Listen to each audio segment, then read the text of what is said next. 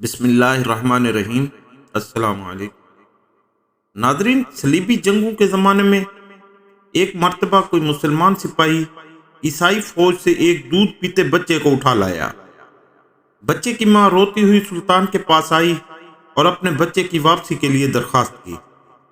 سلطان ایک بے قرار ماں کا حال دیکھ کر بے چین ہو گئے۔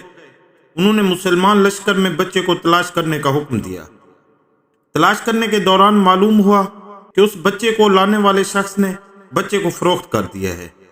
سلطان نے رقم اپنے پاس سے ادا کر کے بچے کو واپس منگوا کر بے قرار ماں کے سپرد کیا اور پھر اس عورت کو نہایت عزت سے رخصت کیا۔ ناظرین، جانتے ہیں وہ سلطان کون تھے؟ وہ سلطان صلاح الدین ایوبی تھے۔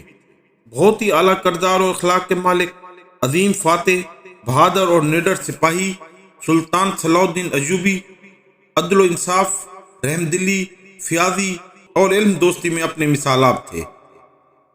سلطان صلاح الدین ایوبی 1137 عیسوی میں پیدا ہوئے۔ آپ کے والد نجم الدین اور چچا شیر کو عراق کے حکمران نور الدین کے اعلیٰ افسر تھے۔ ابتدائی تعلیم دمشق میں حاصل کی۔ جب ذرا بڑے ہوئے تو باپ اور چچا کی طرح آپ بھی بادشاہ کے دربار میں کام کرنے لگے۔ 1164 میں سلطان نور الدین کی طرف سے مصر بھیجی گئی مہم میں صلاح الدین ایوبی بھی اپنے چچا کے ہمراہ تھے۔ مصر کی فتح کے بعد بادشاہ نے شیر کو مصر میں اپنا وزیر مقرر کر دیا۔ شیر کو کے انتقال کے بعد بادشاہ نے صلاح الدین ایوبی کو اپنا وزیر بنا لیا۔ ناظرین، سلطان نور الدین کی وفات کے بعد اس کا بیٹا تخت نشین ہوا، لیکن وہ حالات کو قابو میں نہ رکھ سکا، جس سے افراتفری پھیل گئی۔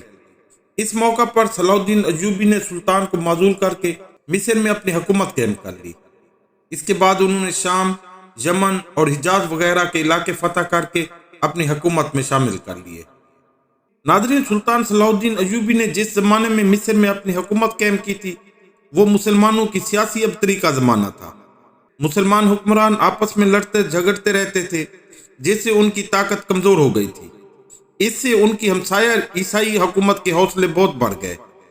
انہوں نے مسلمانوں کے کئی علاقوں اور شہروں پر قبضہ کر لیا۔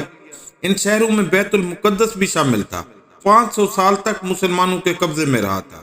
اس عیسائی حکومت کو سارے یورپ کی عیسائی حکومتوں کی مدد حاصل تھی، اس لیے اس نے ہر طرف لوٹ مار مچا رکھی تھی۔ صلاح الدین ایوبی نے یہ عزم کر رکھا تھا کہ وہ اس عیسائی فتنے کو ختم کریں گے، بیت المقدس کو عیسائیوں کے قبضے سے آزاد کریں گے اور مسلمانوں کی کھوئی ہوئی عظمت و عزت کو دوبارہ بحال کریں گے۔ اس مقصد کے حصول کے لیے سلطان کو متواتر 14 سال تک عیسائیوں سے لڑنا پڑا۔ صلاح الدین ایوبی اور عیسائیوں کے درمیان جو لڑائیاں لڑی گئیں وہ تاریخ میں صلیبی جنگوں کے نام سے مشہور ہیں۔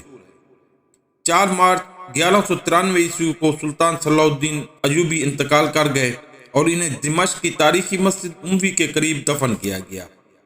آج بھی ان کا مزار وہاں موجود ہے، جسے آپ سکرین پر دیکھ رہے ہیں۔ ناظرین، میں ہوں تاریخ کا طالب علم عبدالغفور رحمانی۔ آپ اگر تاریخی مقامات اور تاریخی واقعات سے دلچسپی رکھتے ہیں تو میرے چینل ہسٹری ود رحمانی کو ضرور سبسکرائب کریں۔ شکریہ۔